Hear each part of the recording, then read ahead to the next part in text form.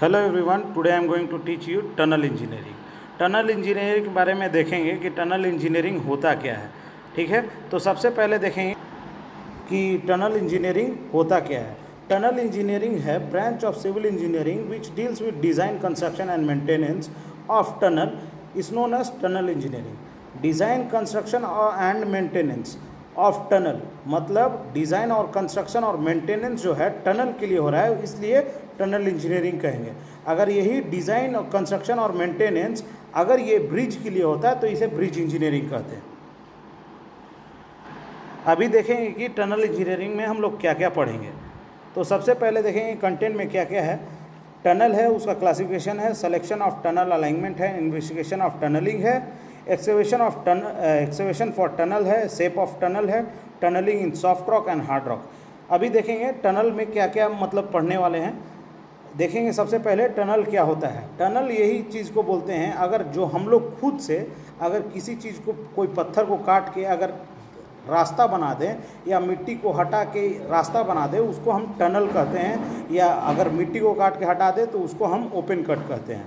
और यही ब्रिज में होता है, अगर दो पॉइंट को अगर बीच में जो ऑब्स्टेकल्स है अगर उसको कवर कर देते हैं, पैसेज बना देते हैं, उसको हम ब्रिज इंजीनियरिंग कहते हैं। ठीक है, अभी देखेंगे टनल में कि टनल किसके लिए बनाया जाता है। रोड और ट्रैफिक, रेल ट्रैफिक के लिए, पेडेस्ट्रियल के लिए, यूटिलिटी के लिए, फ्रेश वाटर के लिए या सीवेजर के लिए। जिस तरह से अगर हम देखेंगे नॉर्मली घर में क्या होता है कि अगर हम लोग को नाली पास करना रहता है, नाली निकालना रहता है बाहर में, तो हम लोग पाइप के थ्रू, वो एक तरह से टनल है जो टनल के थ्रू सीवेजर को हम लोग घर से बाहर निकालते हैं। उसका रेशियो ऑफ लेंथ और विड्थ रहता है 2:1 और वो क्या रहता है, वो चारों तरफ से कंप्लीटली इनक्लोज रहता है। ठीक है, अभी देखेंगे टनल का टाइप अकॉर्डिंग टू किसके किसके अनुसार से ये बटा हुआ है।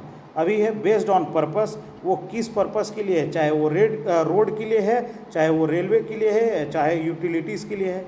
Based on surrounding of material, इसका मतलब अगर वो जहाँ टनल बनने वाला है वो किस टाइप का मटेरियल पे बनने वाला है, चाहे वो सॉफ्ट रॉक हो चाहे वो हार्ड रॉक हो।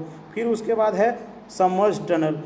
ये सबमर्ज टनल जो है, जो हम लोग कंस्ट्रक्ट करते हैं किसी चीज़ के जिस तरह से हम लोग टनल बना रहे हैं, तो पानी के अंदर जो टनल बनाएंगे उसको कहेंगे सबमर्ज टनल। उसके बाद देखेंगे कि हिस्ट्री ऑफ टनल कंस्ट्रक्टर में यहाँ पे दिया गया है कि इजिप्शियन लोग जब 4000 साल पहले जो टनल बनाया था, उसका लेंथ था 910 मीटर और उसका विड्थ था 3600 mm और हाइट था 4500 mm। जिस तरह से पहले का देखेंगे कि राजा महाराजा लोग एक अपना चुप्पी सा रास्ता एक रखता था कि अगर मान लेते हैं कि कोई हमारा मतलब दुश्मन अगर हम लोग का राज पे अटैक कर ले, तो वो हम चुप्पी रास्ता से हम अपना लोगों को सुरक्षित बाहर निकाल सकते हैं। उस तरह को बोलते हैं टनल। ठीक है, उसके बाद देखेंगे कि फ्रांस में भी 1994 में टनल कंस्ट्रक्ट किया गया। उसका लेंथ था 50 किलोमीटर और वो अंडर सी 39 किलोमीटर तक था। और कहीं कहीं पे जिस तरह से देखेंगे कि अगर रोड पे देखते हैं कि एक चौक आता है जहाँ 4 तरफ का कनेक्शन रहता है, उसी तरह से हम टनल में भी कर सकते हैं कि हम लोग 4 तरफ का रास्ता को हम लोग कंस्ट्रक्ट कर सकते हैं कि किसी को भूलवा देने के लिए, कि अगर मान लेते हैं कि अगर मेरा दुश्मन अगर टनल में घुस जाता है तो वो हमको सिर्फ पता रहेगा कौन सा टनल हमको किधर ले जाएगा। इसलिए वो पहले ज़माना में इस तरह से बनता था टनल। उसके बाद देखेंगे इकोनॉमिक ऑफ टनलिंग में कि किस किस मटेरियल में कैसा कैसा जगह पे वो टनल बनता है। पहले देखेंगे nature of soil. Nature of soil में देखेंगे कि वो हार्ड रॉक पे है या सॉफ्ट रॉक पे है, चाहे वहाँ पे सिर्फ मट्टी भरा हुआ है। उसके बाद देखेंगे कि अगर सॉफ्ट रॉक पे है तो उस पर क्या भरा जाए, उसको देखेंगे। उसके बाद डेप्थ ऑफ कट देखेंगे। अब देखेंगे कि ये किसके लिए सूटेबल है, जहाँ पे स्पीड मतलब स्पीडली कोई चीज़ पार हो जाए, उसके लिए ये टनल यूज़ होता है। और जहाँ लैंडस्लाइड कम हो वहाँ पे ये टनल बहुत सूटेबल रहता है। और टनल जहाँ शॉर्टेस्ट रूट अगर हम लोग देखते हैं, अगर शॉर्टेस्ट रूट अगर टनल को काट देते हैं तो अगर शॉर्टेस्ट रूट हो जाता है तो इसलिए होता है शॉर्टेस्ट रूट कनेक्शन के लिए टनल। उसके बाद परमिटिंग इजी ग्रेडियंट के लिए होता है, इनकरेजिंग हाई स्पीड के लिए होता है, ऑन ऑन स्ट्रेटेजिकल रूट के लिए होता है। उसके बाद देखेंगे selection of tunnel alignment. Tunnel alignment का सिलेक्शन देखेंगे ये किस पे डिपेंड करता है। तो सबसे पहले देखेंगे कि सिलेक्शन ऑफ टनल अलाइनमेंट जो होता है वो टोपोग्राफी ऑफ एरिया। टोपोग्राफी किसको कहते हैं, जो कॉन्टूर लाइंस जो होता है उसका एलिवेशंस और वैली और हमको लॉन्गिट्यूडनल हाइट्स जो होता है वो हमको पता चल जाता है। इसलिए टोपोग्राफिकल एरिया से टोपोग्राफी, वो एरिया का टोपोग्राफी मैप अगर हमको मिल जाता है तो हमको पता चल जाता है किस पॉइंट पे हम एंट्रेंस डाल सकते हैं और किस पॉइंट पे एक्सिट डाल सकते हैं। उसके बाद देखते हैं selection of site of tunnel to be made considering 2 points. क्या क्या जो 2 पॉइंट है जो हम सेलेक्ट, अगर टनल्स बनाने जा रहे हैं तो सेलेक्ट करने के पहले 2 पॉइंट को हमारा दिमाग में रहना चाहिए। वो है अलाइनमेंट रिस्ट्रेन है और इन्वायरमेंटल कंसिडरेशन है। अलाइनमेंट रिस्ट्रेन क्या होता है और इन्वायरमेंटल कंसिडरेशन क्या होता है। अलाइनमेंट रिस्ट्रेंस ये होता है कि वो किस एलिवेशंस में जा रहा है, अगर वो वैलीज में जा रहा है मतलब नीचे की ओर जा रहा है, कि वो लॉन्गिट्यूडनल में जा रहा है, वो उसका रेस है ऊपर में वर्टिकली में वो जा रहा है, उसके अनुसार से हम लोग देखेंगे। और ये किस चीज़ से देख सकते हैं, ये टोपोग्राफी ऑफ मैप से देख सकते हैं। वो एरिया का टोपोग्राफी को निकाल के देखेंगे तो ये हम लोग को पता चलेगा। उसके बाद देखेंगे इन्वायरमेंटल कंसिडरेशन। ये क्या है कि अगर मान लेते हैं कि वहाँ पे इन्वायरमेंटल कंसिडरेशन अगर नहीं देखते हैं और हम टनल बनाते हैं, तो सपोज़ अगर हम टनल बनाते समय अगर वहाँ पे भूकंप आ जाए, काहे कि हम लोग मशीन से ब्लास्ट करेंगे, ब्लास्टिंग इक्विपमेंट यूज़ करेंगे, तो वो इन्वायरमेंटल अफेक्ट करेगा। इसलिए उसमें कोलैप्स, जब कोलैप्स होगा तो बहुत ऐसा चीज़ होगा कि जो नेचर को वो प्रीफर नहीं करेगा और दूसरा बात वो पब्लिक को हार्म करेगा। तो इसलिए इन्वायरमेंटल कंसिडरेशन बहुत इंपॉर्टेंट होता है कि किस तरह से मतलब उस एरिया में वाटर लेवल क्या है, उस एरिया का सॉइल कंडीशन क्या है, सॉइल का बियरिंग कैपेसिटी क्या है। उसके बाद देखेंगे कि क्लासिफिकेशन ऑफ टनल किस तरह से क्लासीफाई किया गया है बेस्ड ऑन अलाइनमेंट। तो बेस्ड ऑन अलाइनमेंट में क्या किस तरह से किया गया है। ऑफशोर टनल, जो ऑफशोर टनल होता है उसका क्या है, short length of tunnel and negligible minor obstacles.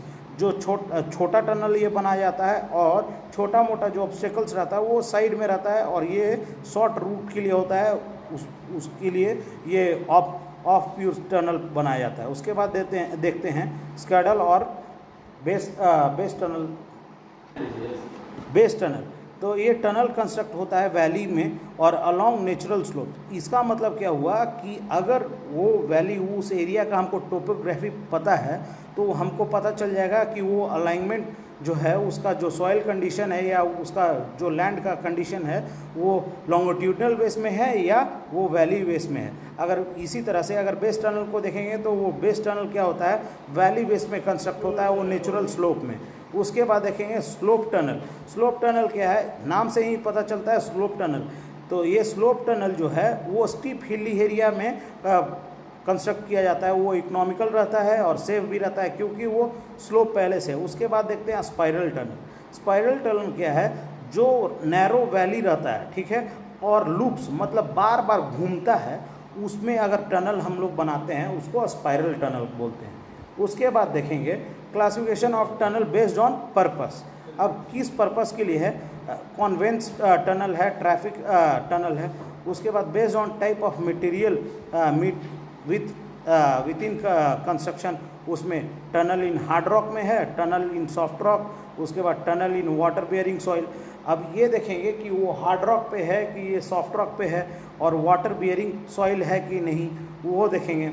उसके बाद देखेंगे कि इन्वेस्टिगेशन जो है, investigation prior to planning, investigation made time of plan, उसके बाद investigation made time of construction. ये 3 जो है प्लानिंग और प्लानिंग है। उसके बाद जब हम बनाते हैं वो उस टाइम में हम लोग को इन्वेस्टिगेट करना है। उसके बाद देखेंगे कि कंस्ट्रक्शन जब हम लोग करते हैं उस टाइम पे हम लोग को बनाना है। तो देखेंगे कि अगर प्लानिंग जब करते हैं तो हम लोग साइट सिलेक्शन करते हैं, उस जगह पे जाके हम लोग को प्लान करना है कि ये जगह से अगर हम लोग क्रॉस करते हैं टनल तो ये बेहतरीन रहेगा।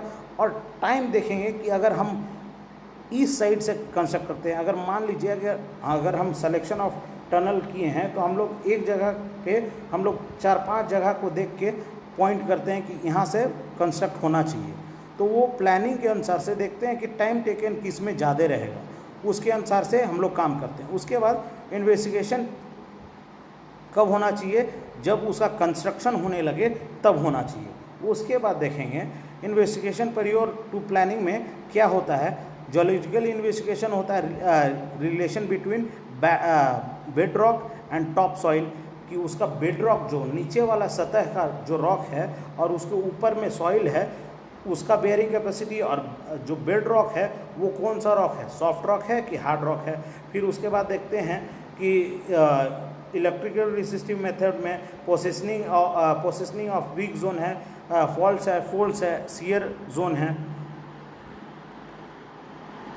उसके बाद देखेंगे मेटामॉर्फोलॉजी है, पेट्रोलॉजी है, स्ट्रेटोग्राफी है। इसका मतलब होता है कि उसके मिनरल वो जब हम काट रहे हैं तो वो सॉइल कंडीशन और उसका मिनरल कंडीशन किस तरह से है, कि अगर वहाँ पे वो कुछ अगर हम कंस्ट्रक्ट कर देते हैं तो ऐसा ना हो कि हमको बाद में तोड़ना पड़े, उसके अनुसार से हम लोग प्री प्लान करते हैं।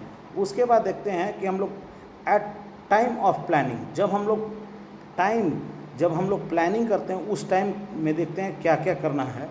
Drilling of holes by percussion, rotary percussion और रोटेटरी और रेट्रोटरी प्रिकॉशन मेथड में लूज सॉइल में यूज़ होता है, और ड्रिलिंग मेथड रॉकी सॉइल में यूज़ होता है।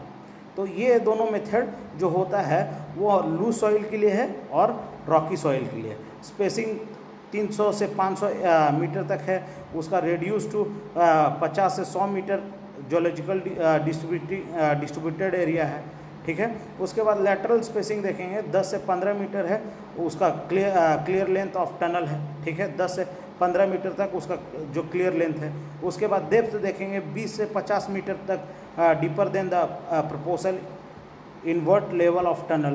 तो मतलब जितना हम लोग सोचे हैं उससे थोड़ा सा ज़्यादा टनल को काट के वहाँ पे रास्ता बनाते हैं। उसके बाद देखेंगे क्या कि for the detail of undisturbed obstruction shaft can be excavated. shaft क्या होता है, वर्टिकल और incline tunnel excavated to reach to get information from the area surrounded propose tunnel and tunnel selection. ये जो टनल होता है जो हम लोग करने वाले हैं उसके बारे में इंफॉर्मेशन गैदर करना है। उसका सेक्शन क्या होता है, 3 metre into 1.5 metre to 3 metre से 2 मीटर तक। उसका मिनिमम डेप्थ ऑफ एक्सकेवेशन देखना है, टेम्पोररी और परमानेंट शेफ्ट देखना है। उसके बाद देखेंगे कि investigation made at the time of construction में हेडिंग क्या है, part of tunnel cross section excavated from small length can be top और बॉटम और side excavation part from cross section. Part of cross section है क्योंकि अगर हम लोग एक्सकेवेशन कर रहे हैं स्मॉल लेंथ के लिए तो वो उसका टॉप में, बॉटम में, साइड एक्सकेवेशन चारों तरफ से एक्सकेवेट करते हुए जाना है। उसके बाद देखेंगे draft, A part of tunnel cross section excavated for entire length of tunnel. जो ड्राफ्ट रहता है कि मतलब एक शेप और साइज में वो किस शेप में जा रहा है उसके अनुसार से हम टनल को काटेंगे, ठीक है। उसके बाद देखेंगे कि हेडिंग और ड्राफ्टिंग गिवन इन्फो अबाउट, मतलब उसका इन्फॉर्मेशन देखते हैं हेडिंग का और ड्राफ्टिंग का। उसके बाद रॉक स्ट्रेटिफिकेशन देखते हैं, थिकनेस ऑफ लेयर देखते हैं, कंसिस्टेंसी देखते हैं, structure and texture of rock देखते हैं, हार्डनेस देखते हैं, उसमें टेम्परेचर कितना वो देखते हैं, अंडरग्राउंड वाटर लेवल क्या है वो देखते हैं, प्रेजेंस ऑफ फ्यूल गैसेस क्या है, मतलब अगर काटने के समय उसमें कोई गैस इलिब्रेट हो रहा है वो देखते हैं, इफेक्ट ऑफ अर्थक्वेक और आर्टिफिशियल वाइब्रेशंस है उसमें वो देखते हैं, पॉसिबिलिटी ऑफ लैंडस्लाइड्स और रॉक फॉल्स देखते हैं कि अगर उस एरिया में अर्थक्वेक जोन है तो वो पॉसिबिलिटी है कि लैंडस्लाइड होगा या रॉक फॉल होगा। ये सब चीज़ हम लोग कंस्ट्रक्शन करने के पहले सब देखते हैं, प्लानिंग जब टाइम प्लान होता है तो। उसके बाद देखते हैं सेटिंग ऑफ टनल में सेटिंग आउट क्या होता है, मेकिंग ऑफ सेंटर लाइन और alignment of any construction work on ground. जो ग्राउंड होता है सेंटर लाइन बनाते हैं, उससे अगर मान लेते हैं कि अगर 10 फीट है तो सेंटर लाइन उसका 5 फीट पे होगा, 5 फीट इधर और 5 फीट उधर उसका सेंटर लाइन हो गया, उसके अनुसार से हम लोग काटना चालू करते हैं। उसके बाद देखेंगे कि setting out centre line of tunnel by 4 stages. 4 stages मतलब वो 4 लेयर में बढ़ता है। अगर मान लीजिए 10 फीट है, उसके बाद उसके ऊपर 8 फीट है, उसके ऊपर 3 फीट है, उसके ऊपर मान लेते हैं कि 1 फीट है, तो उसको आधा आधा करके वो पूरा राउंड में आ जाएगा, उसी को देखते हैं। उसके बाद देखते हैं setting out tunnel on ground surface. तो जो सबसे पहले ग्राउंड सरफेस को वो सेट करते हैं उसका सेंटर लाइन।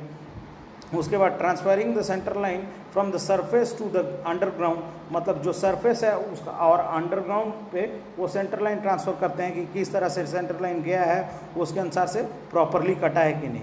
उसके बाद अंडरग्राउंड सेटिंग आउट देखते हैं और अंडरग्राउंड लेवलिंग देखते हैं। अंडरग्राउंड सेटिंग आउट ये देखते हैं कि अगर अंदर में प्रॉपर कटा हुआ है वो देखते हैं, और अंडरग्राउंड लेवलिंग ये देखते हैं कि वो दोनों साइड से जो लेवल है हम लोग काट रहे हैं वो प्रॉपर लेवल में जा रहा है कि नहीं जा रहा है। उसके बाद देखेंगे setting out tunnel on ground surface.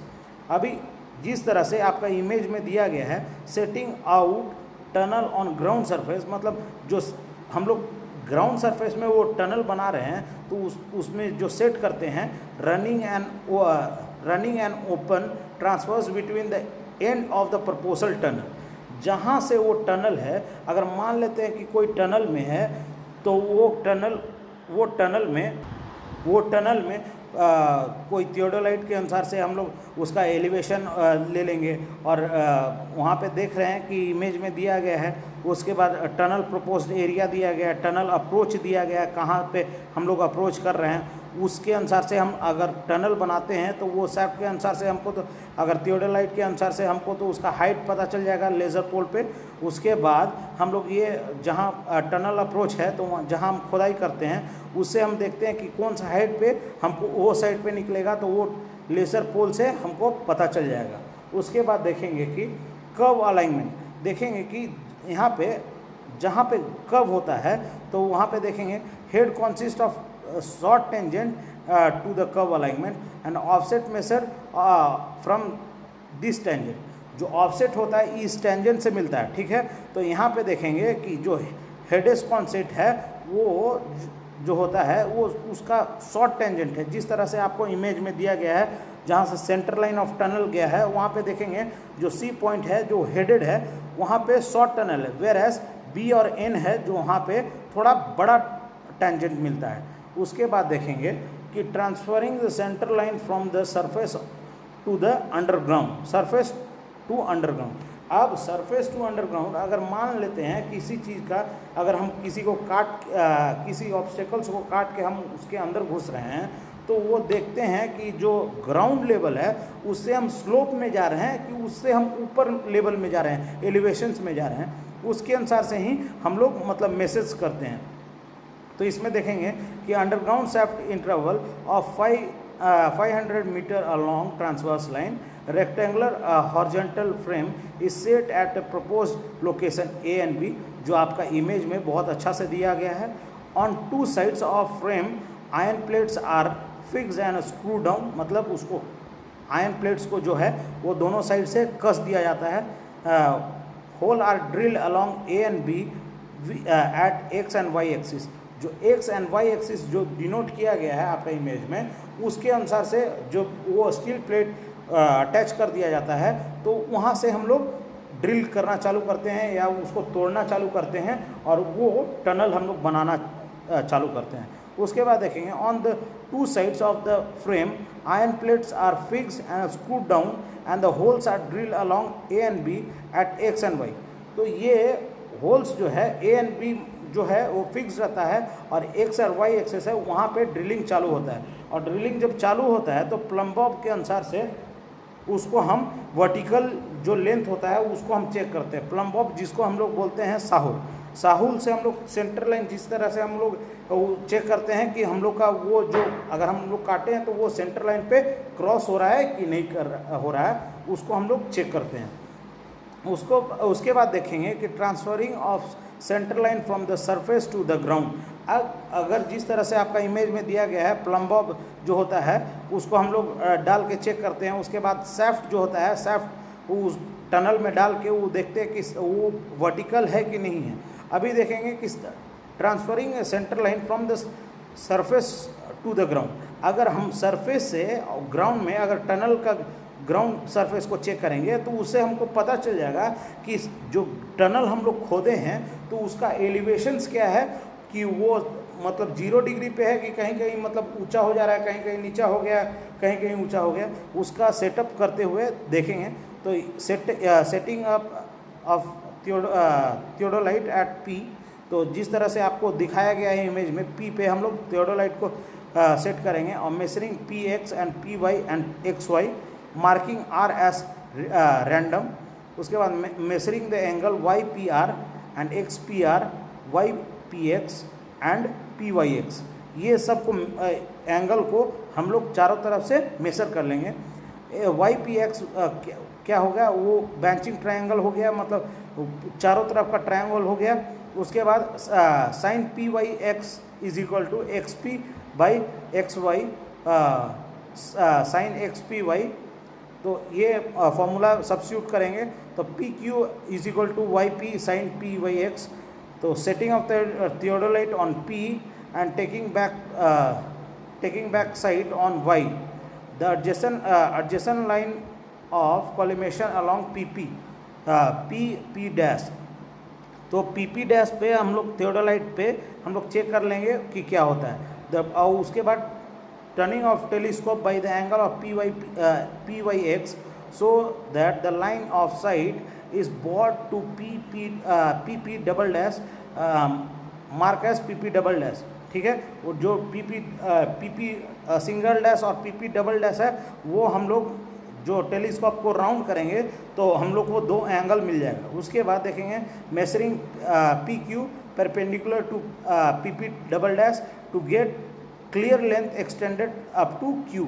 अब हम लोग देखेंगे जो क्लियर लेंथ जो है एक्सटेंडेड अप टू Q, हम लोग को PP डैश मिल गया और PP डबल डैश मिल गया। तो हम लोग क्या करेंगे, PQ से परपेंडिकुलर डिस्टेंस में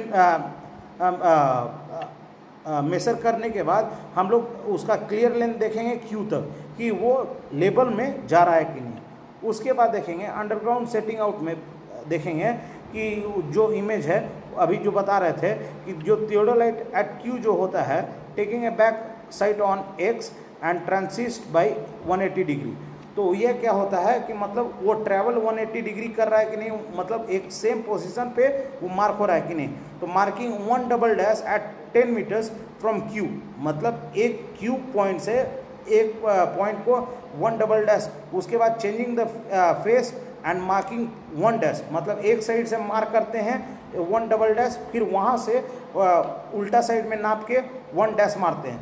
और if 1 double dash and 1 are same, अगर वो दोनों सेम है तो Y X Q 1 is extended clear length of tunnel. मतलब अगर 1 डबल डैश और 1 अगर सेम हो जाता है तो उसका जो लेंथ जो है एक्सटेंड जो हुआ है वो क्लियर है और वो प्रॉपर है।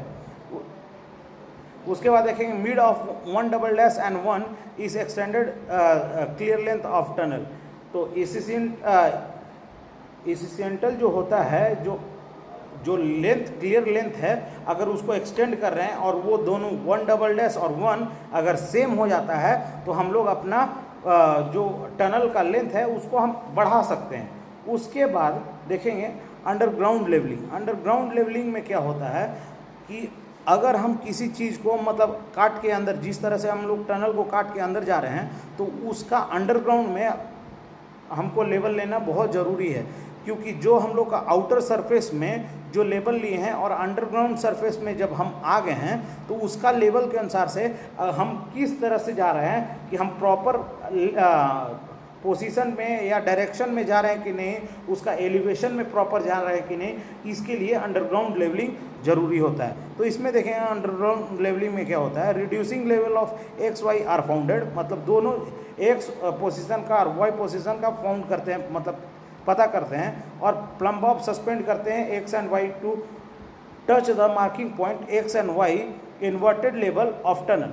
मतलब एक ऊपर से पॉइंट से नीचे टनल पे मार्क करते हैं कि जो इन्वर्टेड है मतलब एक दूसरे का अपोजिट में है उसे मार्क करते हैं प्लम बॉब के अनुसार से। और वही प्लम बॉब क्या है कि plum Bob with a wire is separated on A ground spread on A ground for a compromising A steel tape.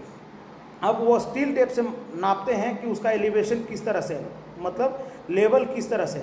जिस तरह से वाटर पाइप लेवल से हम लोग ले सकते हैं, तो वाटर पाइप लेवल टनल में इसलिए नहीं यूज़ होता है कि वो विजिबल नहीं होगा।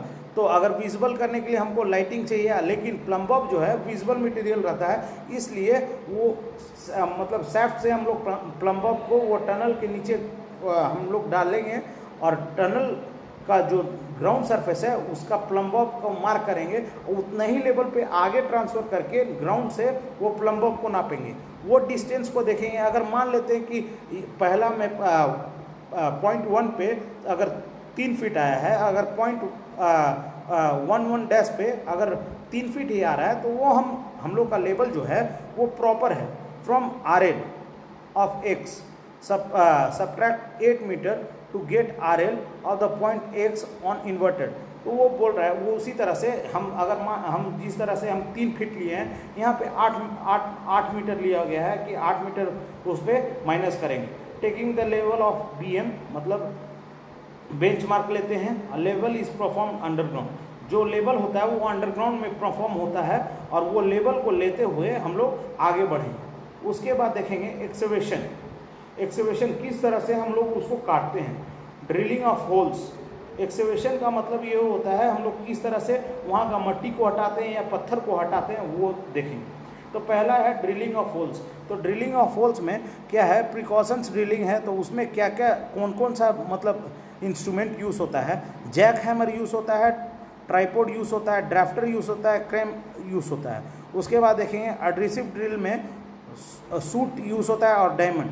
तो ये सब जो है ये दोनों ड्रिलर, इसमें कौन कौन सा इक्विपमेंट यूज़ होता है उसके बारे में बताया गया। उसके बाद फिश एंड प्रिकल्स देखेंगे, स्पेशल ड्रिल देखेंगे। तो स्पेशल ड्रिल में क्या देखेंगे कि इम्प्लोसिव या एक्सप्लोसिव। इम्प्लोसिव क्या हुआ और एक्सप्लोसिव क्या हुआ। एक्सप्लोसिव जिसको ब्लास्ट करके, इम्प्लोसिव जिसको हम लोग तोड़ के करेंगे, उसको हम लोग कहते हैं। उसके बाद देखेंगे ब्लास्टिंग।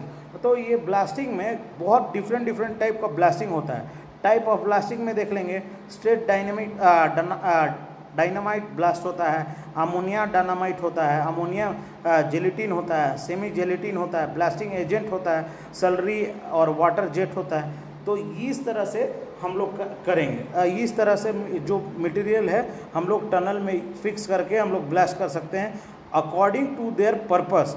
कौन सा रॉक है और वहाँ पे कौन सा ब्लास्टिंग सुपीरियर रहेगा, उसके अनुसार से हम लोग ब्लास्टिंग थिंग अडॉप्ट करते हैं। उसके बाद थ्योरी ऑफ ब्लास्ट में देखेंगे ये क्या है। थ्योरी ऑफ ब्लास्ट में देखेंगे इम्पैक्ट पड़ता है, अब्रेशन पड़ता है, थर्मल इंड्यूस स्पेलिंग होता है, फ्यूजन होता है, वेपराइजेशन होता है, केमिकल रिएक्शन होता है। ये सब होता है ब्लास्ट करने समय।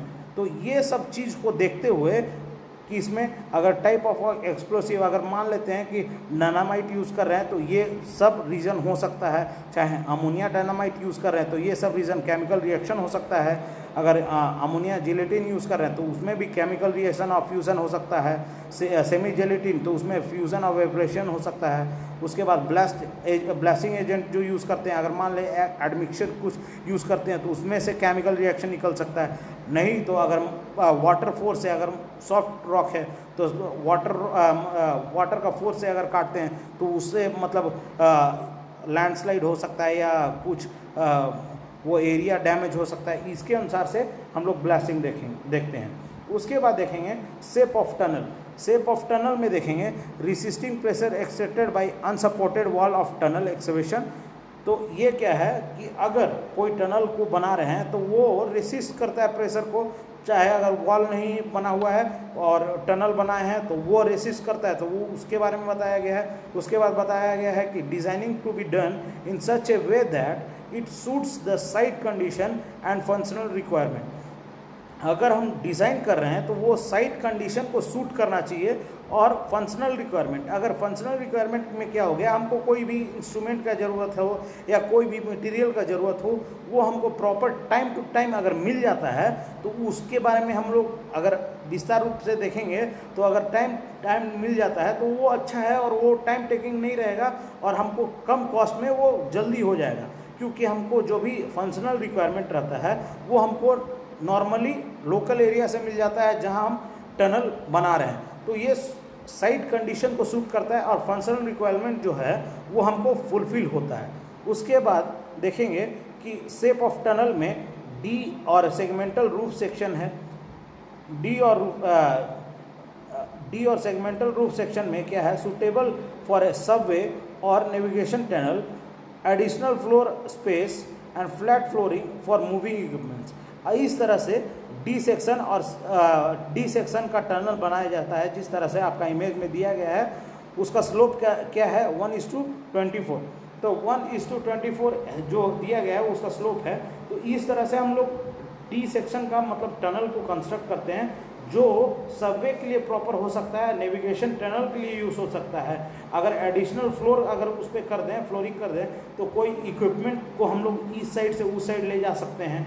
तो आज का क्लास यहाँ पे हम ख़त्म करते हैं और जो नेक्स्ट क्लास होगा शेप ऑफ टनल का, वो उसमें विस्तार रूप से शेप ऑफ टनल के बारे में जानेंगे। अभी फिर से आप लोगों को बता देते हैं कि जिस तरह से आपको हम बताए हैं कि हिस्ट्री ऑफ टनल बताएं और बताएं आपको कि किस किस अनुसार से हम लोग टनल को इन्वेस्टिगेट करते हैं। वो 3 टाइप इम्पॉर्टेंट होता है। प्रियोर टू प्लानिंग, मतलब जिस तरह से हम लोग प्लान कर रहे हैं उसके अनुसार से। टाइम ऑफ प्लानिंग, जब हम लोग प्लान करते हैं उस टाइम का इन्वेस्टिगेशन होता है। और टाइम ऑफ कंस्ट्रक्शन, अगर उस टाइम इन्वेस्टिगेशन होता है तो हम लोग को जो टनल बनता है वो प्रॉपर बेस में रहता है। यही सब आपको जो टनल के बारे में बताएं। उसके बाद बेस्ड ऑन ये हार्ड रॉक पे होता है, सॉफ्ट रॉक पे होता है, वो किस टाइप का होता है, बेस्ड ऑन पर्पस के होता है, बेस्ड ऑन मटेरियल होता है, बेस्ड ऑन अलाइनमेंट होता है। ये जो सारा चीज़ बताए हैं आप लोग ध्यान से इसको, अगर आपको समझ में नहीं आया तो आप हमको मैसेज कर सकते हैं और कमेंट कर सकते हैं। Thank you everyone.